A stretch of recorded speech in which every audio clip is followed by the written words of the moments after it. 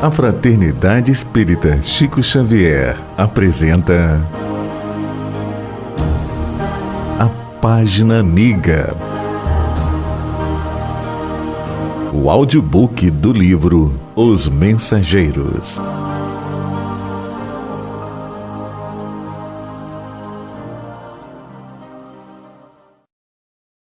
Capítulo 16. No posto de socorro.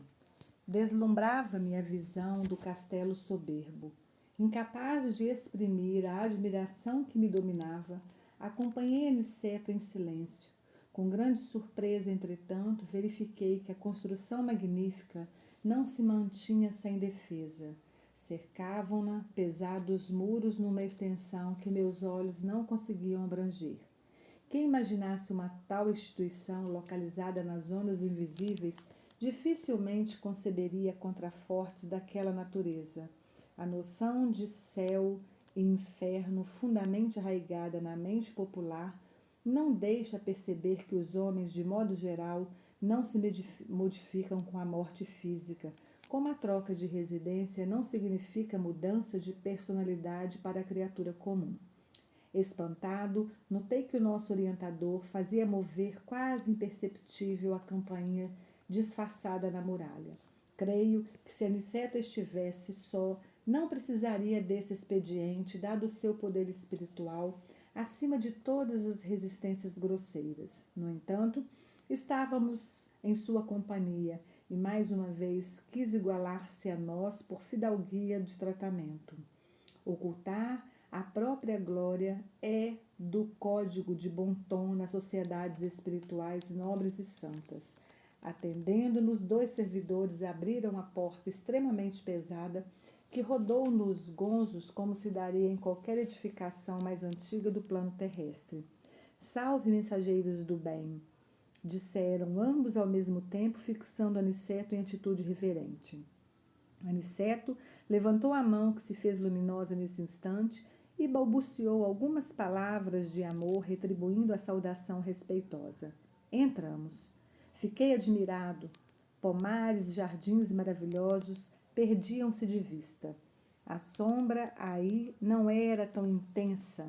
Sentíamos-nos banhados em suavidade crepuscular, graças aos grandes focos de luz radiante. O interior apresentava aspectos inesperados. Somente agora eu compreendia que a muralha ocultava a maioria das construções. Pavilhões de vultos alinhavam-se como se estivesse diante de prodigioso educandário. Turmas variadas de homens e mulheres dedicavam-se a serviços múltiplos. Ninguém parecia dar conta de nossa presença, tal o interesse que o trabalho despertava em cada um. Acompanhávamos Aniceto através de numerosas fileiras de árvores senhoris que assemelhavam-se aos carvalhos antiquíssimos.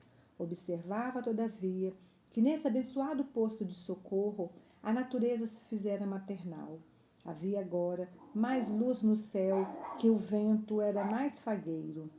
Sussurrando brandamente no arvoredo farto, o bondoso instrutor, notando a nossa admiração, esclareceu. Esta paz reflete o estado mental dos que vivem nesse pouso de assistência fraterna. Acabamos de atravessar uma zona de grandes conflitos espirituais que vocês ainda não podem perceber. A natureza é mãe amorosa em toda parte, mas cada lugar mostra a influenciação dos filhos de Deus que os habitam. A explicação não poderia ser mais clara.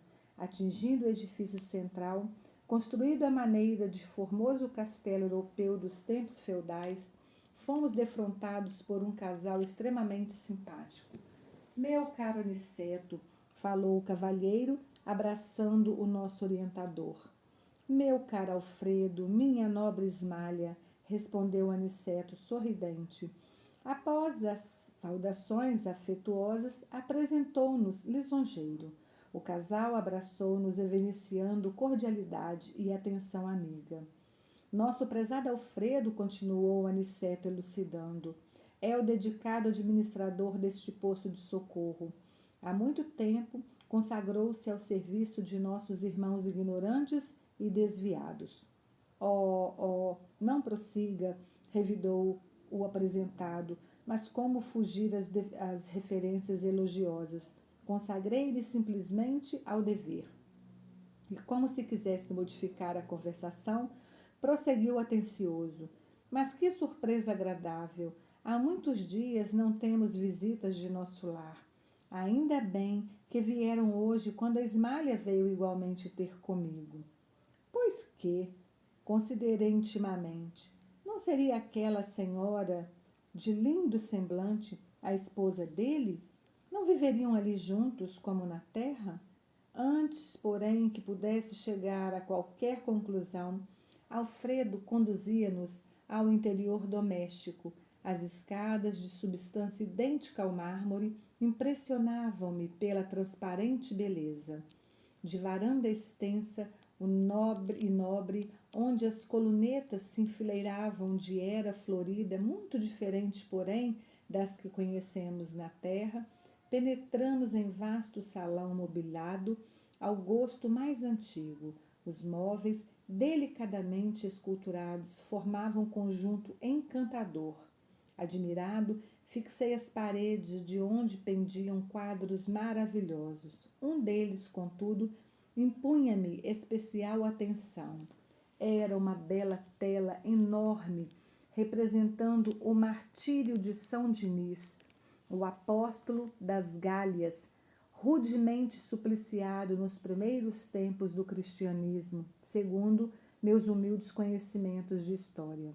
Intrigado, recordei que vira na terra um quadro absolutamente igual àquele. Não se tratava de um famoso trabalho de Bonnat, célebre pintor francês dos últimos tempos? A cópia do Poço de Socorro, todavia, era muito mais bela. A lenda popular estava lindamente expressa nos mínimos detalhes. O glorioso apóstolo seminu, com a cabeça decepada, tronco aureolado da intensa luz, fazia um esforço supremo por levantar o próprio crânio que lhe rolara aos pés, enquanto os assassinos o contemplavam, tomados de intenso horror. Do alto via-se descer o emissário divino, trazendo ao servo do Senhor a coroa e a palma da vitória. Havia, porém, naquela cópia profunda luminosidade, como se cada pincelada contivesse movimento e vida. Observando-me a admiração, Alfredo falou sorrindo. Quantos nos visitam pela primeira vez estimam a contemplação desta cópia soberba? Ah, sim, retruquei. A original, segundo estou informado, pode ser visto no Panteão de Paris. Engana-se, elucidou o meu gentil interlocutor. Nem todos os quadros, como nem todas as grandes composições artísticas, são originariamente da terra. É certo que devemos muitas criações sublimes à cerebração humana. Mas, neste caso, o assunto é mais transcendente. Temos aqui a história real dessa tela magnífica. Foi idealizada e executada por nobre artista cristão, numa cidade espiritual muito ligada à França. Em fins do século passado, embora estivesse retido no círculo carnal, o grande pintor de Bayonnet visitou esta colônia em noite de excelsa inspiração, com que ele humanamente poderia classificar de maravilhoso sonho. Desde o minuto em que viu a tela, Florentino Bonnat não descansou enquanto não a reproduziu palidamente em desenho que ficou célebre no mundo inteiro. As cópias terrestres, todavia, não têm essa pureza de linhas e luzes e nem mesmo a reprodução sobre nossos olhos tem a beleza imponente da original que já tive a felicidade de contemplar de perto quando organizávamos aqui no posto homenagens singelas para a honrosa visita que nos fez o grande servo do Cristo. Para movimentar as providências necessárias, visitei pessoalmente a cidade espiritual a que me referi. Grande espanto apossara-se-me do coração. Via agora explicada a tortura santa dos grandes artistas divinamente inspirados na criação das obras imortais.